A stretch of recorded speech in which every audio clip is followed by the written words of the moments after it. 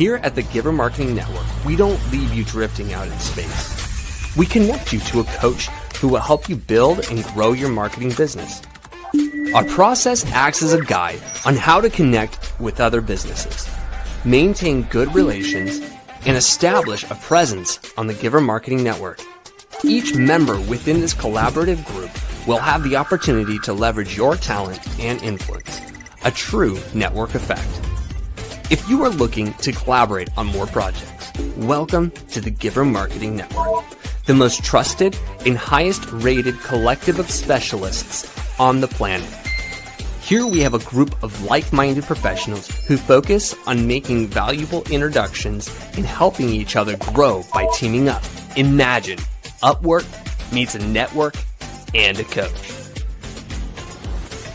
The talent collectively includes services like visibility and SEO, creating logos, designing websites, managing social media, outreach messaging, visual storytelling, and much more. Think of what you could do with laser-focused allies strengthening your business while offering your talents to the entire network.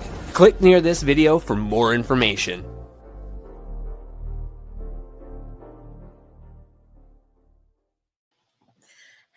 Hello, and welcome to another episode of Giver Marketing Network's Tuesday Marketing Broadcast. This is exciting stuff because why? We have Mark in the house today. Hey, Mark.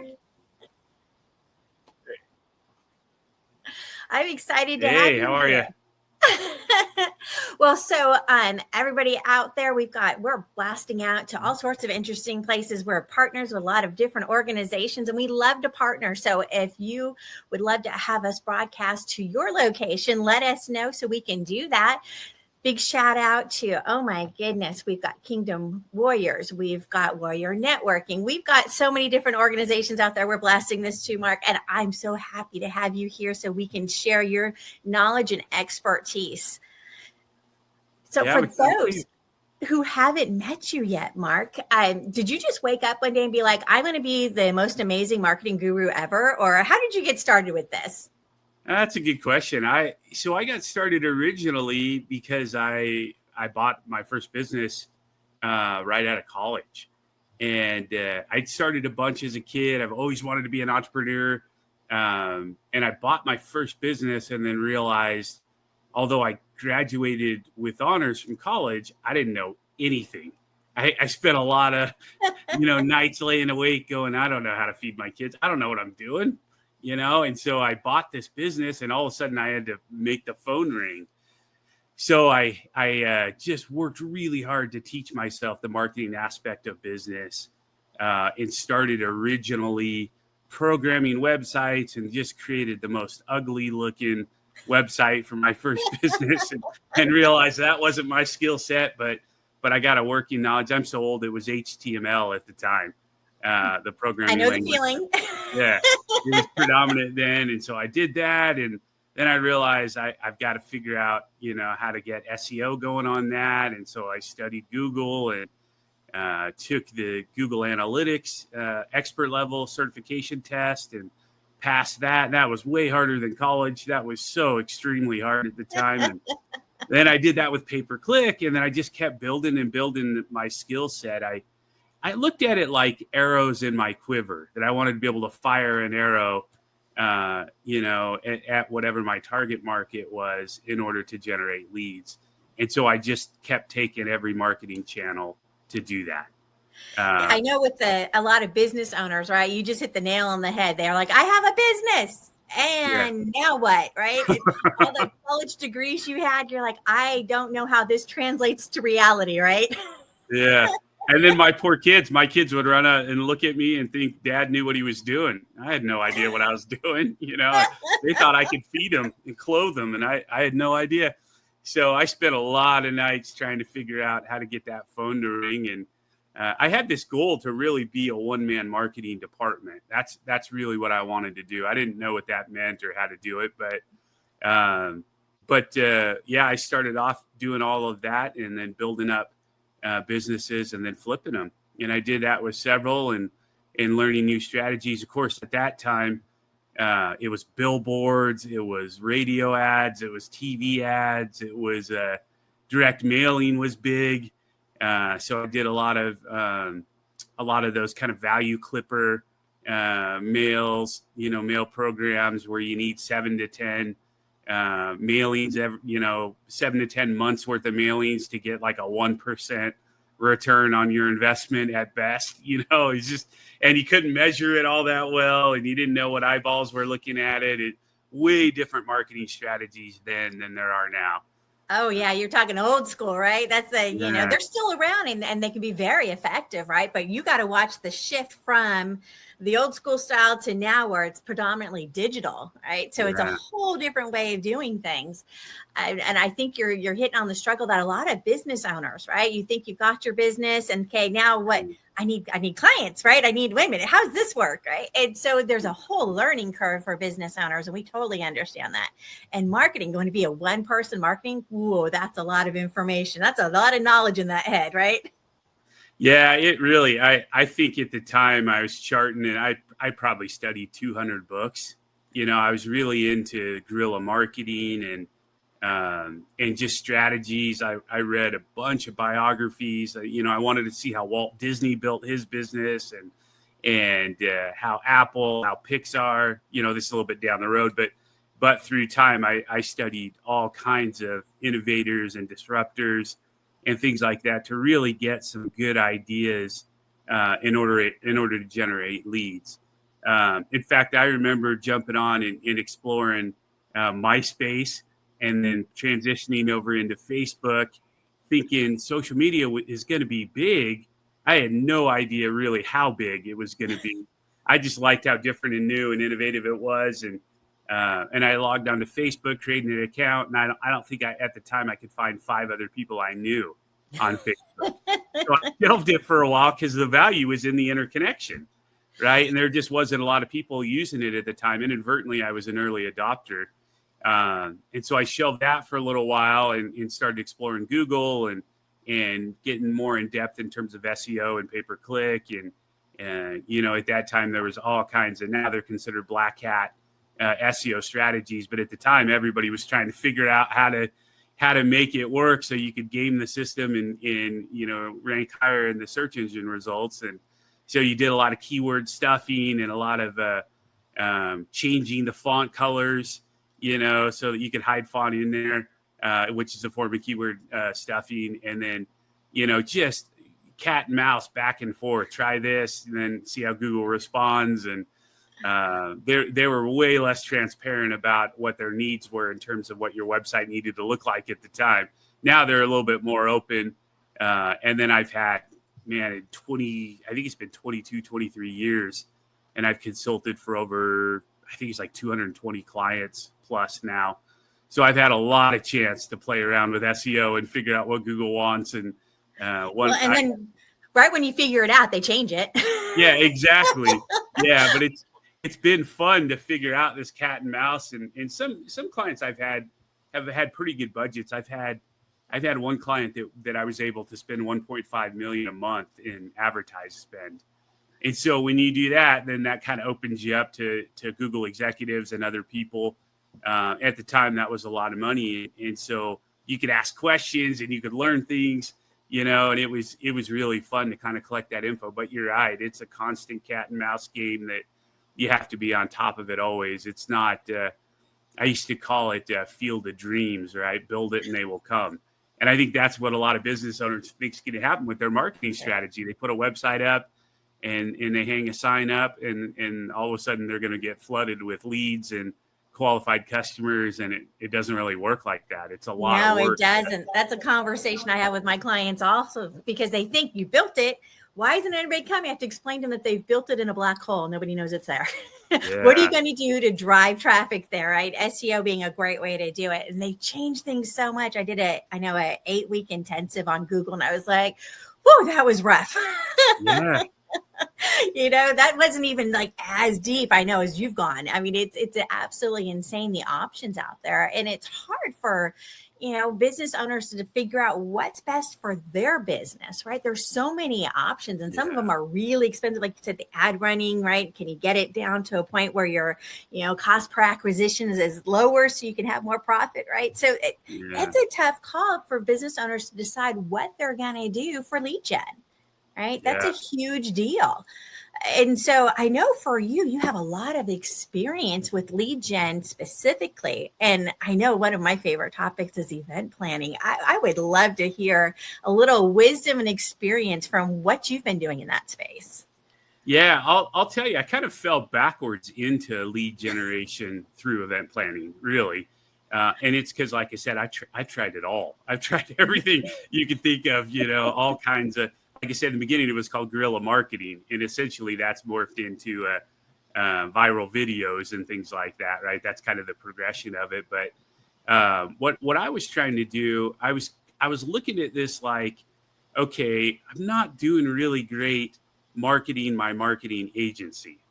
I felt like I did really well marketing my clients' companies. That was fun and that was exciting. But for whatever reason, I had a blind spot for marketing myself.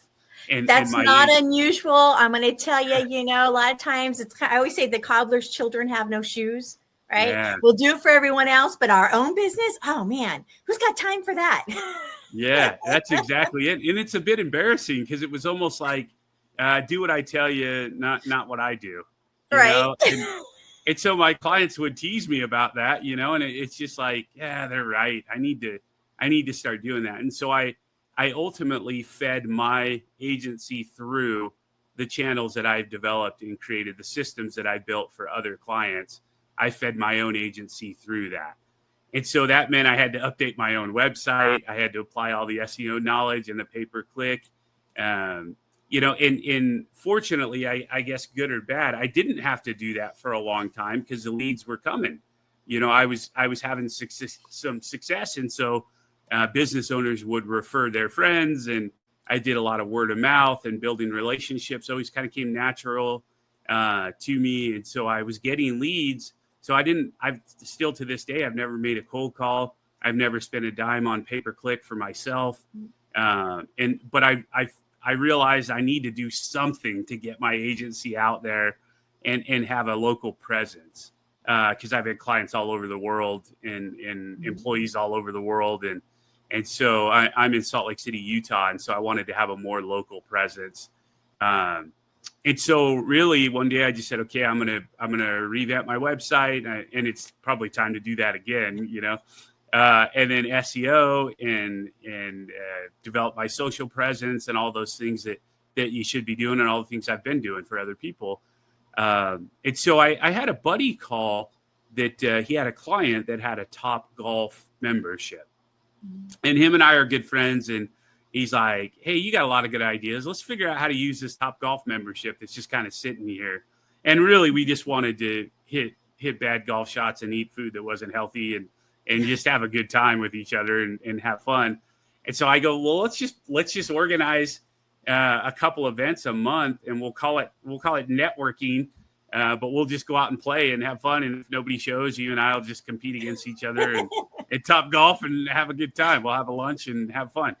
And so we did that, and it really blew up. It really started getting exciting because the way that we positioned it is, hey, meet other business owners and build genuine relationships outside of the boardroom, and both of us kind of struggled with, we understood the place of maybe a lead generation networking kind of group and experience. It makes sense in most marketing strategies, but it wasn't as fun to us to sit in a boardroom and meet people in 30-second pitches, and things like that. We thought it'd be fun to play something, to get active, and just, there's something about that idea that we felt like might build genuine relationships quicker. Does that make sense?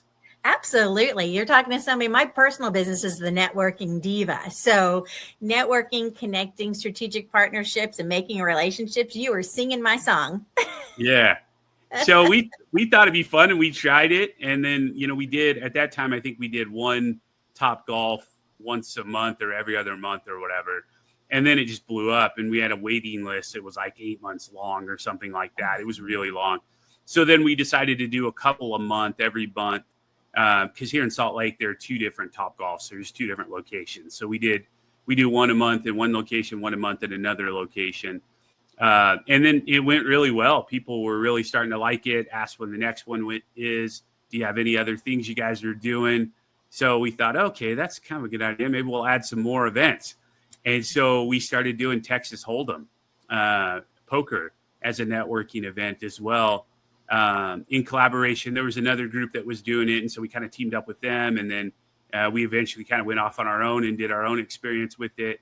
But it was going so well, and we were meeting so many business owners that, we decided, okay, we're really going to up that game, buy some really nice tables, really nice poker chips, and just create really kind of a higher end experience. And so we did that, and searching for locations was the challenge. Mm-hmm. And that's one of those things, if there's anybody out there listening, feel free to hit me up and I'll give some advice, because that was the hardest part about all these events, is figuring out the location and picking the actual event. Because one of the things you have to be careful of is you can easily become an event planning business and spend all your time doing the events and getting away from the lead generation side of the events. Now, fortunately for me, one of the businesses that I bought and sold was an event planning company.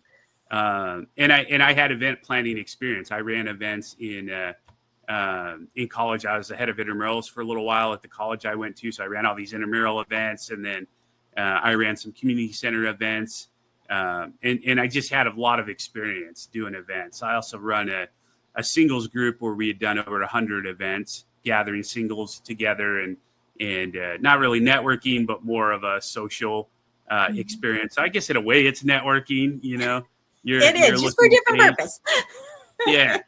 Yeah. So we did a whole bunch of events that way too. And so I realized quickly I didn't want to do events that were like big scale galas and weddings and, stuff that had a bunch of moving pieces, because I'd already bought and sold the event planning business. I didn't want to be an event planner. So I went into that kicking and screaming.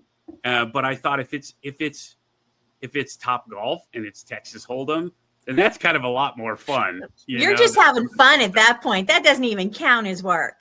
Yeah. And there's not a lot of moving pieces, no bridezillas and no other crazy, things that I have to worry about that way. And so typically Topgolf is you just kind of show up, you follow up and answer questions with people and help them prepare for it. And then you get there and you're able to introduce and bring. I try to make it an eclectic experience in terms of having Topgolf locally here allows 8 people in the Bay. And so me and my buddy usually take 2 spots, and then we have 6 other business owners typically. And I try to invite ones that have a really different, unique business model and strategy, and or take into consideration who might be good people for them to meet. And I just work really hard to kind of bring a really fun, different experience every time. And then I sit back and I get to watch these conversations happen and people networking and having a good time, laughing at bad golf shots and swings and misses, or hitting the ball just a foot or two off the tee, or like a few events ago, we had somebody that hit it consistently out, could hit it out of Topgolf. I don't know if you've ever seen somebody do that, but it's pretty impressive. It's quite a shot to watch that. So you get to see talents. You get to see people shine in environments you might not see in a boardroom setting. Yeah, I think it sounds like it loosens up the situation a little bit so people can relax, be themselves, have a little fun. And I think that's what we're missing a lot of times when you look at formal networking meetings, right? And I tend to be more relational. So I love the idea of just doing something fun together. Yeah, that's exactly it. And that was kind of the part we fell backwards into. We didn't realize, how people really would open up. And then that led to genuine relationships being built. And then it led to them going, okay, what's the next one? What else are we doing? And so I created an Eventbrite link and posted other events. We tested a bunch of events Now we're down to, well, actually, we're getting ready to add pickleball really soon, and I think that's probably going to go pretty well. That's a fun experience. But we're doing so we do Texas Hold'em, we do Top Golf, we've done speed networking as well, which is really, really fun. That's easy to organize. Really, you're throwing a bunch of food out there and then inviting a bunch of business owners to come together. We do it where we rotate tables. So there's 4 or 5 business owners at each table. We give them a question or two to kind of ponder and talk about. And then every 5-6 minutes, we just rotate tables. And so you meet 60, 70, I think our last one had 75 business owners there. And you can do it in an hour or two and really fill up your pocket full of contacts. And I try to recommend 2 or 3 really good contacts out of that experience. And to me, that's a huge win if you can go home with game-changing types of contacts. And so we've done that. And then, like I said, we're adding pickleball. We've done D&D, Dungeons and Dragons. I don't know if you've ever done that. Oh, it's been a long time. Boy, are you aging us now. Yeah, I remember doing it as a kid, and somebody was really into it, and they suggested it. It actually was a ton of fun. I had a really good time doing it. It's so unexpected. But again, there's something about building genuine relationships over food, and you wouldn't normally do something like that with other business owners. But I realized really quickly we're all just weirdos in the way we think, right? We're different, entrepreneur, that old saying that entrepreneurs are the only people that'll work 90 hours to avoid working 40 hours in a week. Exactly. We're just weird. We're different. And I realized a little quirky, and that's okay, right? Just find other people that are quirky like you, right? Yeah. I realized there's a bit of loneliness in that. Not everybody understands how that entrepreneur lifestyle is and what that could look like. And so these events are just a tool to bring that world together. Now, of course, I'm saying the word wrong. And it's to my advantage is what I'm trying to say. Because in some degrees, I get to meet these business owners and I get to network with them and impart some marketing knowledge and maybe create a professional win-win type of experience. But really, it's just a lot of fun. It's just fun meeting people and chatting and getting to know them. And again, something about being outside of the boardroom where your shoes don't necessarily have to be shiny. You don't have to, put your best foot forward in the sense that you have to act like everything is perfect with your business. It really breaks down these types of conversations where, which kind of, I should mention this, it leads me into the other event that we started doing, which was an entrepreneur support group, a group that we call Junto, that brings business owners together in a collaborative resource sharing atmosphere and environment. And that's really blown up. And that's what I learned about, you get in those meetings and you don't have to have your shoe shiny. You can say things like, I'm struggling. I don't know if I'm going to make payroll. I don't know what I'm doing. The room's full of what we call seasoned, really experienced business owners. Typically, they own 2 or 3 different businesses. They've been around for a while. They're well connected. Everybody in that room's gone through payroll, cash flow struggles. Everybody's made mistakes, invested in the wrong marketing strategy, or bought software they thought was going to be the game changer for their business model, and they couldn't implement it, or it didn't deliver like the sales rep promised, or whatever those challenges are. Everybody's faced them. We just create an atmosphere and cultivate relationships that allow people to feel safe and secure in expressing those challenges.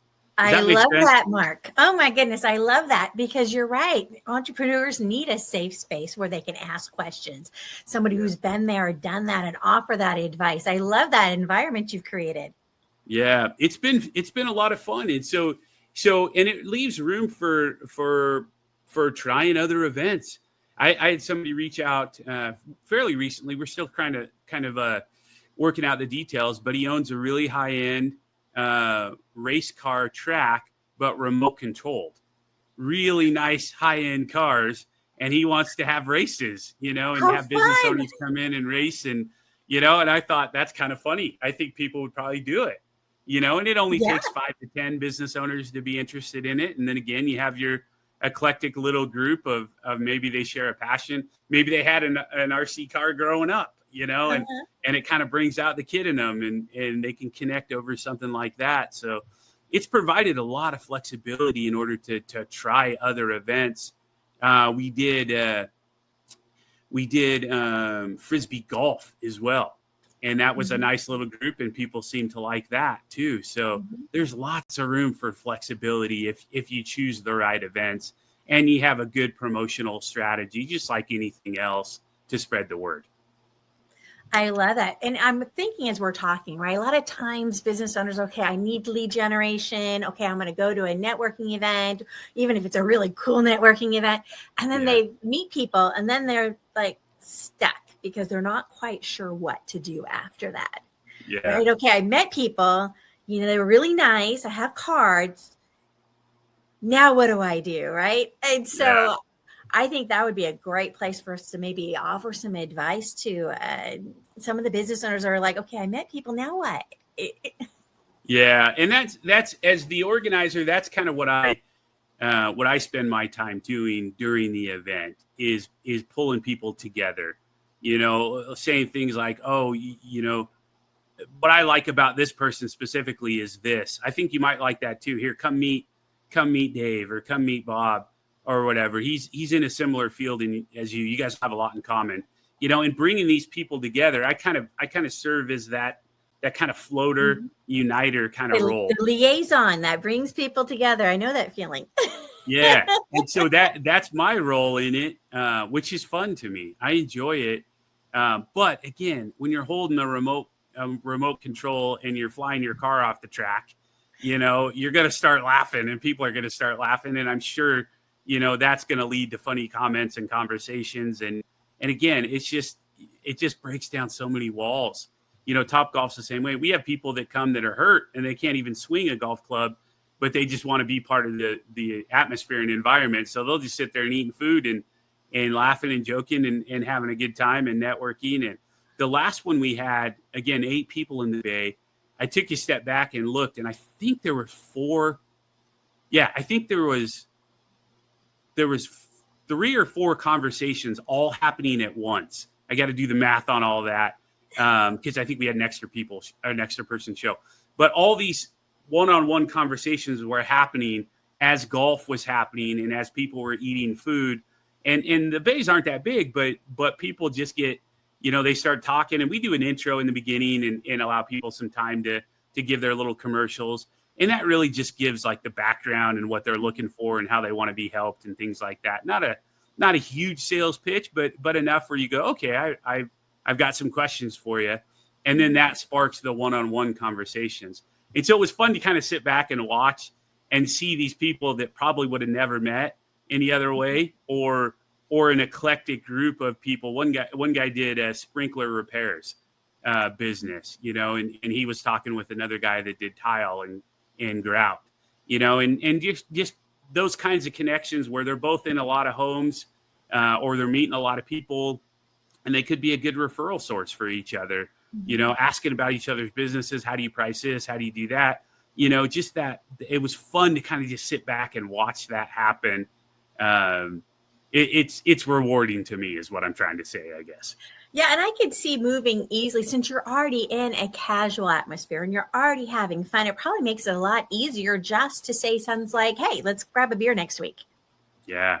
Right. Exactly. As opposed to, I would like to request a formal one-on-one with you. Right. I mean, it's the normal networking circuit, right? Where you see the business networking, you're at an event, there's 40 people, you have all those cards. It doesn't feel natural except to ask for that one-on-one very formally, right? Yeah. This gives you an environment where everybody's laughing, they're having fun, it's casual, it makes sense. Hey, I dig you. Let's hang out next week. Let's go grab a beer. Okay. I mean, just, you know what I mean? Us gals, maybe grab a glass of wine, whatever it is. But, the idea is to, just casually just make sense. That next step of furthering the conversation just makes sense. And I love that's what you're doing with the events because it just makes the flow for the relationship and building those relationships. Yeah, you're exactly right. That's exactly what it does. And again, I'm the bottleneck, right? This whole process has gone so well but I'm ready to take it to the next level. And so what I mean by that is I was doing math. So we have Eventbrite where everybody registers, and then you're able to export all that data out and import it into, we use Go High Level. There's lots of CRMs out there. But Go High Level has been very beneficial. And I know you and I talked about we use Go High Level expertise. Yep. And so I'm getting ready to do that, extract that so that I can set up a real drip campaign. You know, again, I've done it a million times for my other clients, you know, but I haven't done it for myself. And so we're, despite that fumbling and bottleneck that I am, I think we've had like 700 different businesses represented, most of them business owners, some executive level employees. But we've hit 700 in a year and a half, and literally no pay-per-click, no SEO, nothing. I just put a website up like 2 months ago. And so before that, we just had Facebook events, primarily is how we spread the word. And then Eventbrite, in terms of event planning, Eventbrite's, in my opinion, the best in the business in terms of platforms for hosting events. And so all the information's there. I used to just write everything gruelingly, wordsmithing everything, which was a weakness of mine as well.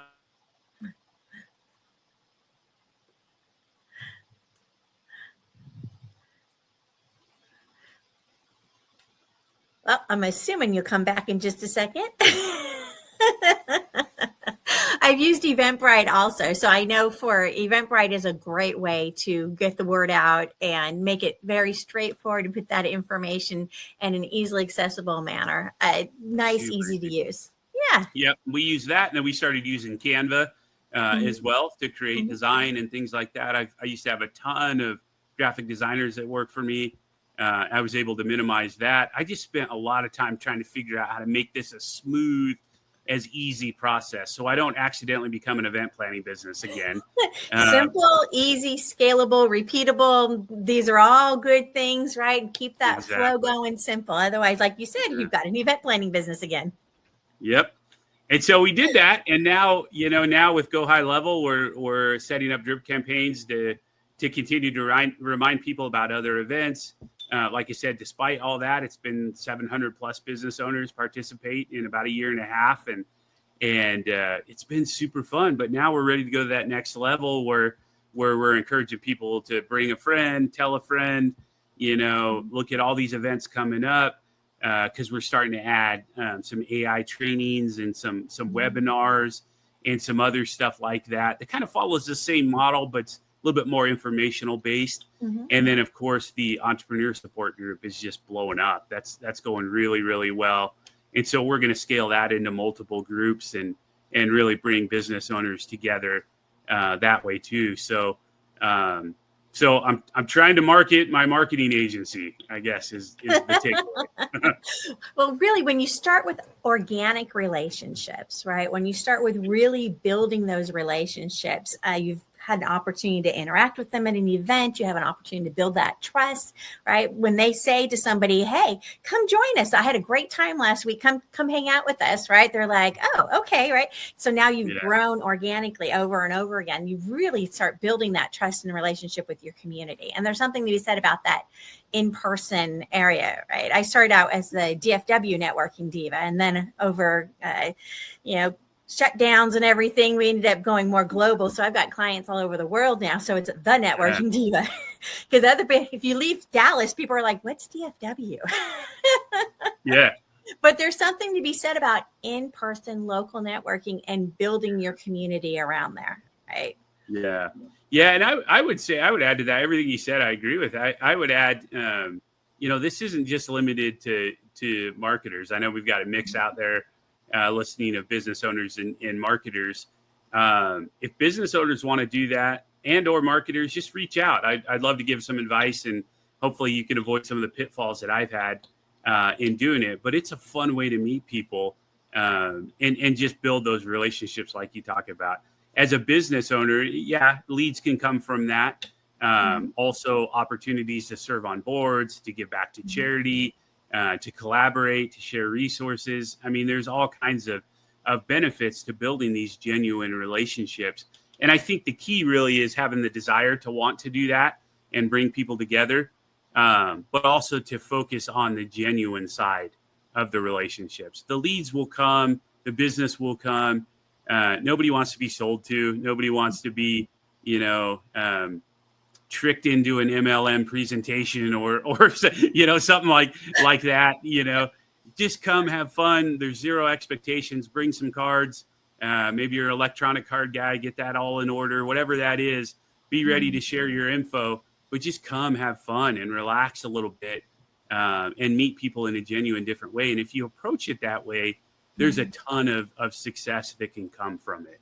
If you're going in there trying to beat up people for leads and things like that, it's probably not going to go very well. And maybe that style is better suited for a chamber event or a lead generation specific event. And I would caution strongly against that approach in terms of if this is your goal. And so because we followed that model, it's just gone super well.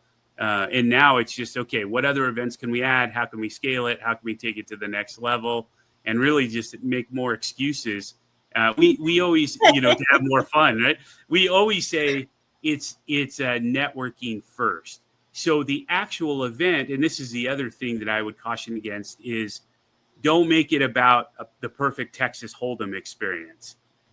It's the networking first, right? And so don't worry about having high-end dealers and having an exact blind schedule that's that forces people or jumping all over people that don't know the rules of Texas Hold'em. We actually had the last, 2 times ago, the person that won had never played Texas Hold'em before at all. So I created these, and I'm happy to share them if anybody wants to see. I created these little placemats where it tells you the hand value and the, what the chips are worth and different strategies and terminology and things like that. Laminated those, and I hand them out, and some people refer to them the whole time. Some people never look at them. But the excuse is Texas Hold'em. You don't have to know how to play. You don't have to be on your way to the World Series of Poker. You don't have to have, extreme experience in casinos. You just come play, hold the cards. The guy that won it, there was at least 4 or 5 times that I can remember. There might have been more, but I can remember him going, "Oh, all I have is this. I lost." And we go, "No, you actually won because you have that." That would be me. And he's like, "I did?" And then he's grabbing a whole bunch of chips. And all of a sudden at the end of the night, he did that enough times that he won the whole thing, And so we have prizes associated with it. And I can talk those strategies too, one-on-one, in terms of how we pick prizes and how we give things away. But don't get caught up in having the perfect event. Everybody needs to be perfect golfers. Everybody needs to, to be perfect at everything, because that's not what it's about. It's a social fun experience. Connections, socializing, getting to know people, and just kind of testing the waters, who you want to talk to deeper afterwards. I mean, yeah, I could see you having a lot of fun. And as you're talking, I can't help but think, for those businesses that, if you're heavily involved in the official networking and business networking, right? There's usually a plethora of real estate or financial advisors, right? And I'm always telling them, you actually don't really want to get your leads from an official networking. You want to be out in the community, right? Yeah. That's going to be the best bet for you, because anytime you go to an official networking event that's business networking, you're going to be one of a dozen, right? It's just, you don't really stand out. But I always ask my financial advisors, it's like, okay, so when you're out and about and you tell somebody you're a financial advisor, people are like, what? What's that? Right? Yeah. If you're in the community, they don't know you, right? If you're at the networking group, you're like one of 500, right? I mean, go someplace where you get to be the only one, right? So these kinds of events that you're talking about are great for those, we'll say those industries that seem to be overrepresented in your standard networking events. Yeah. I could see this being a great strategy for them. Your realtors that are always trying to meet people, right? What a great opportunity, right? Financial advisors, insurance people, right? So I love what you're doing, Mark. So if somebody wants to find out more, they're like, man, I've never held an event before. I'm feeling a little nervous. How do I make this happen? Mark, are they allowed to reach out to you? Yeah, absolutely. Like I said, I'd love to help, and my goal would be for you to avoid some of the the mistakes that I've made in the year and a half of doing this. Happy to share some ideas and collaborate, and I always feel like I can learn from everybody I chat with, and so yeah, feel free to book some time on the calendar. I'd love to Zoom or phone call, or if you're local in the Salt Lake area, we can grab some food or whatever we need to do. But yeah, I think the key, one of the keys, I know I mentioned a few keys, but in addition is really the follow-up strategy. I think that's really what takes you to the next level. And again, there's lots of tools that we could use to kind of help you along that process, or even give you ideas, and you can set things up on your own too. That's fine. But having a good CRM, having an electronic business card, having a plan for before the event, during the event, and after the event, as the organizer and as a participant, having those systems and strategies in place makes it really easy to track and follow up and fulfill commitments that you might have made, more importantly in the meetings, in terms of those conversations that flow. And maybe you have an abundance mentality where you say, oh, I could introduce you to this person, or I could do this for you or that for you. That follow up in doing what you said you're going to do is powerful. And I know for me, I make those commitments, and then sometimes I forget I made them with every good intention. So having a good CRM and a good follow up plan is really critical to the overall success, which is then in turn going to lead to more opportunities, and then it just becomes cyclical, and then a lot more fun, and you get more bang for your buck when you approach it that way.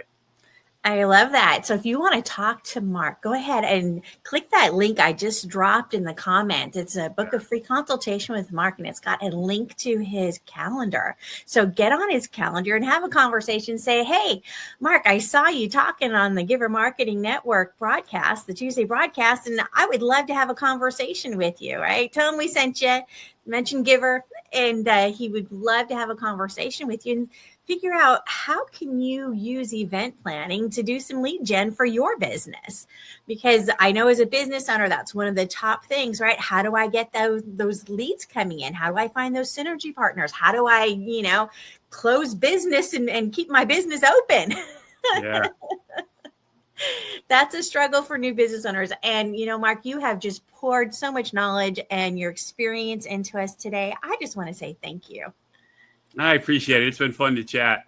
I appreciate it. It certainly has. And I know you've been through as a business owner multiple times over, right? You've been there, done that, and you have so much experience. I would love to bring you back again and have you share some more areas of knowledge with us. Are you willing to come back and talk to us? I would love it. Yeah, there's all kinds of things I'd love to chat with you about and get to know you guys a little bit better. And yeah, I'm available. I'd love to keep chatting. All right. We're going to drag you in. You can have some fun with us because we really like what you have to say. Building relationships, right? That's what it's all about. I know for me with my business in the Networking Diva, I'm built on relationships. It's all about people, right? And so Giver Marketing, that's how that's how they pulled me into their organization, right? Was the whole idea of giving and loving on people and just wanting the best for everybody. That's me. So I was like, I found my home. I'm happy, right? So when we can team up, and that's the beauty with Giver Marketing, is the opportunity to team up with other marketers. It's nice to find other marketers that have that concept of abundance, right? That's something that's in their heart. How can we help? How can we share? And teaming up and collaborating on projects. So happy to have you on board, Mark. We're going to have a lot of fun together. And for those that are not familiar, we actually have networking for marketers. So if you're in the marketing space, the PR space, don't be a lonelypreneur. Come hang out with us, get to know us. That's on Wednesdays. So I'm going to have that scrolling across right there. So if you go to givermarketing.com/networking, you can register for our weekly networking event, which is on Wednesdays, 8:00 Pacific, 11 Eastern. I'm in Texas, so that's 10 Central. But come hang out with us, have some fun, make some new friends, and look for those opportunities to collaborate and have a good time. Mark, I'm hoping I'll see you there at some point. Definitely. All right. Thanks, y'all, for joining us. I'm Christine Deane, Team Director for Giver Marketing, and we will see you tomorrow if you're at the networking event. If not, we will see you next Tuesday for another Tuesday marketing broadcast. Thanks, Mark. Thank you. We'll see you.